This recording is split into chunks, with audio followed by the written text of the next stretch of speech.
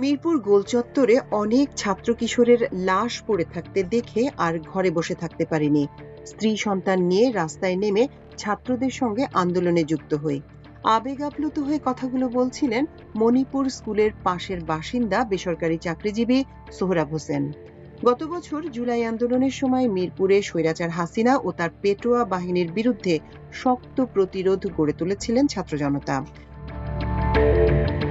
প্রতিরোধের আগুন ছড়িয়ে পড়েছিল মিরপুর গোলচত্বর থেকে পল্লবী, রূপনগর, দারুসালাম ও কাফরুল এলাকায়। বিশেষ করে মিরপুর গোলচত্বর এলাকা ছিল ছাত্র জনতার দখলে। 14 জুলাইয়ের পর থেকে প্রায় প্রত্যেক দিন ছাত্র জনতার সঙ্গে আইন শৃঙ্খলা বাহিনী ও আওয়ামী লীগের অস্ত্রধারী ক্যাডারদের সংঘর্ষ হতো। আন্দোলনের সময় মিরপুরে গর্জে উঠেছিল ছাত্র জনতা। স্লোগানে স্লোগানে কাঁপিয়ে দিয়েছিল স্বৈরাচারের ভিত। শুধু সোহরাব হোসেন নয়, ওই এলাকার সবাই এখনো সেই অভিজ্ঞতার কথা ভুলতে পারেনি। পুলিশের গুলি ও বুলেটের কাছে ছাত্র জনতা মাথা নত করেনি। এতে জুলাই গণ অভ্যুত্থানে মিরপুর হয়ে উঠেছিল এক প্রতিরোধের নাম। ছাত্র জনতাকে দেখে গৃহিণীরা রাজপথে সহযোগিতা করেছিলেন খাবার দিয়ে।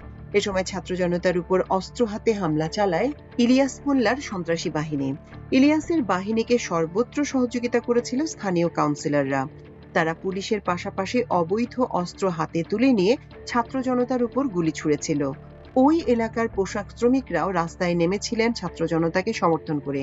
গুলির প্রতিবাদে তারা পুলিশের উপর ইটপাটকেল নিক্ষেপ করে। স্থানীয় বাসিন্দারা জানান, বিক্ষোভকারীদের দমনে মোহাম্মদপুরের পর র্যাবের হেলিকপ্টার থেকে গুলি করা হয় মিরপুর এলাকায়। মিরপুরের আকাশে তারা 18 জুলাইয়ের পর হেলিকপ্টার থেকে গুলি ও টিয়ার শেল নিক্ষেপ করতে দেখেন। র্যাবের এই হেলিকপ্টারের গুলি মূলত ছাত্র জনতাকে ভয় ধরিয়ে দেওয়ার জন্য, কিন্তু বিক্ষুব্ধ জনতা ভয় না পেয়ে সড়কে অবস্থান নেন। সড়কে অবস্থান নিয়ে তারা বিভিন্ন স্লোগান দিতে থাকেন। ছাত্র জনতা সাহস আর প্রত্যয়ের ইতিহাসও গাঁথা আছে মিরপুরের সড়কে সড়কে। 1 বছর হয়ে আসলেও সেই দিনগুলো এখনো মিরপুরের মানুষের চোখে তাজা স্মৃতি।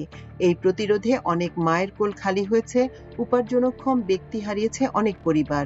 ছররা গুলিতে অনেকেই অন্ধ হয়ে গেছে, অনেকে হাত পা হারিয়েছেন, এখনো অনেকে আহত হয়ে হাসপাতালের বিছানায় কাতরাচ্ছেন। মিরপুর 10 নম্বর গোলচত্বরে গিয়ে দেখা যায় ওই সড়কে বিভিন্ন দেয়ালে রয়েছে জুলাই বিপ্লবের গ্রাফিতি। মেট্রো স্টেশনের পিলারে রয়েছে জুলাই বিপ্লবের প্রতিচ্ছবি। ওই এলাকার শিক্ষার্থীরা এসব চিত্রকর্ম করেছে বলে জানানো হয়েছে। এছাড়া ট্রাফিক পুলিশ বক্সে চিত্রাঙ্কন করেছে স্থানীয় স্কুলের শিক্ষার্থীরা। জানা গেছে আগামী 5 আগস্ট মিরপুরের বিভিন্ন স্কুলে জুলাই গণ অভ্যুত্থান উপলক্ষে বিভিন্ন অনুষ্ঠানের আয়োজন করা হয়েছে।